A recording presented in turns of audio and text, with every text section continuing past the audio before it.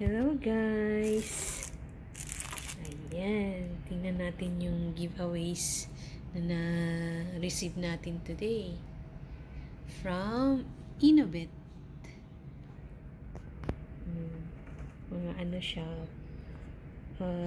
waterproofing materials. Ganda. Meron siyang notebook. Tapos, meron ding ballpen. Cute yung ballpen, red. Liit. Tingnan natin. Ganda, no? Matibay siya. Ayan. Tapos, buksan natin yung ceramic mug with cork base. Oh! Bago to, ah.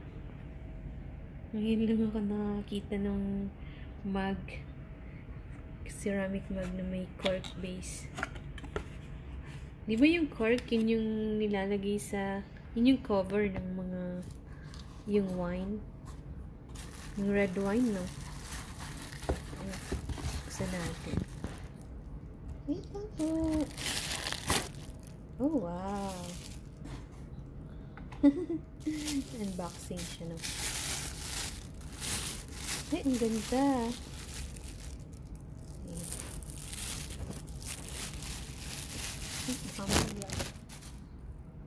Wow! Beautiful! Oh, ayan, no? Cork nga.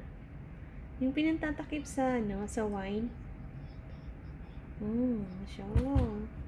It's my first time. Cork nga siya. So, hindi maiinitan yung table ko nito pag ginamit ko, nilagyan ko ng tea. Tsaka, Innovate. Tapos, meron pa siyang cover. Oh, di ba? Ito ka lang iinom. Pwede yata itong matanggal. Ayan yung cover niya. Ay, ang ganda guys. So, ceramic siya. Meron kasi guys mga mugs na nag-sustain yung ano, yung especially yung mga green tea, nag-stain yung sa loob. Kaya yung mug ko, kulay puti din yun. Tapos, ang ginawa ko, binababaran ko siya ng Zonrox para matanggal yung sa ilalim na ano, yung stain ng green tea. Hindi na ako ngayon nagkakape guys kasi bawal nga. So, green tea na lang. Tsaka Milo. Yun, Milo pala umiinom ako. Ang ganda niya guys. Innovate. Maraming salamat po sa nagbigay nito. Bagong supplier to ni Mr. Dia ng bagong product namin. Ang ganda. Meron pa siyang takip. Binigay sa akin ni Mr. Dia kasi binigyan din siya. Tapos binigyan din ako. Nag-share din sa akin. Thank you, Mr. Dia, for this. Tapos dun sa company ng Innovate. Maraming salamat po sa nagbigay. Tingnan natin yung ano. Innovate Industries LLC. Ayan po. Notebook siya. Pwedeng sulatan. Tapos ito yung mga ano nila. Ewan ko kung alin dito yung kukunin ni Mr. Dia. Ganda siya.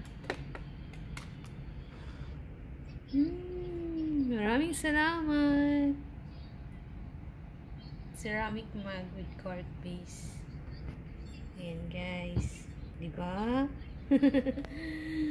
Nag-iisip pa naman akong bibili ng bagong mug kasi may mga stain na nga yung white mug ko. Hindi na siya maganda. So, meron na tayong bago. Meron pang ballpen. Ang cute ng ballpen. Kulay red and i-try natin kung magsusulat siya. I-try natin dito sa notebook. Kaluwete ba ako? Hindi pa masyado. Bago kasi na. Okay. Maganda rin yung ano niya. ballpoint niya. Ayan po. Maraming salamat sa nagbigay. Salamat!